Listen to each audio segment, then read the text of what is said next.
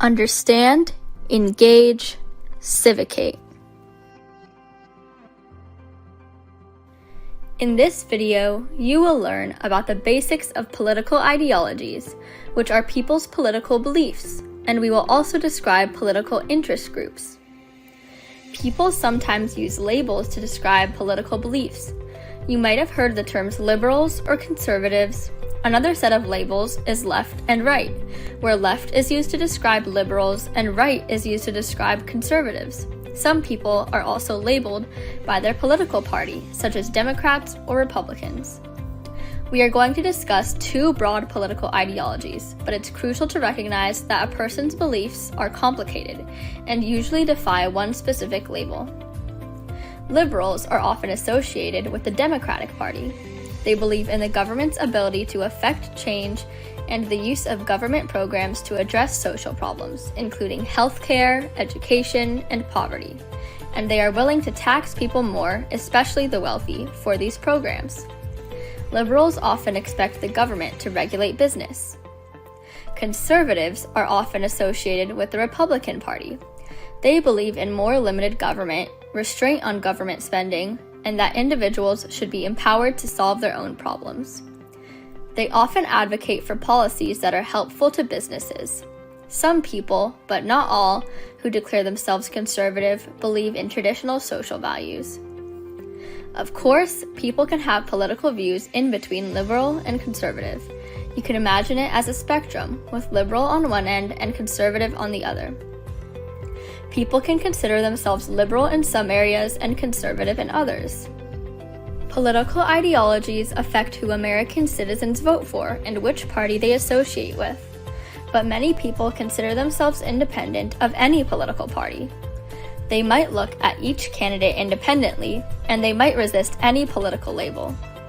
Whether you choose an ideology or party now, it's important to listen to everyone's views and to study the issues so that you can form your own opinions. Many people care more about a specific issue than any party or candidate, and these people might choose to join a political interest group. Political interest groups are groups that support a certain cause. They influence citizens' opinions as well as laws, policies, and regulations made in the government. National interest groups usually have an office in Washington, D.C., and they often hire lawyers to lobby or influence the politicians and government agencies. While many interest groups promote policies that are in the public interest, there are also many that advocate policies for their business, professional association, or trade group. Some interest groups are organized around the idea of addressing climate change. Some groups are more focused on protecting oceans, some care more about renewable energy, but they feel that addressing climate change is a pressing issue. Other interest groups are organized to protect women's rights, including equal pay, support for an equal rights amendment, and reproductive rights. There are some interest groups trying to change the criminal justice system, including changing sentencing mandates, improving prison conditions, fighting the death penalty, and helping to overturn wrongful convictions. There are also interest groups that focus on civil liberties, racial equity, healthcare, education, immigration, gun issues, anti-discrimination, religion, taxes, and income inequality. We've listed just a few, but there are thousands of interest groups. Political interest groups remain extremely influential in researching and drafting legislation, raising funds for the campaigns of legislators who support their causes, and raising awareness for their specific issues. Political action committees, or PACs, are different from interest groups, although they might work together at times. PACs are set up specifically to raise money to elect or defeat candidates.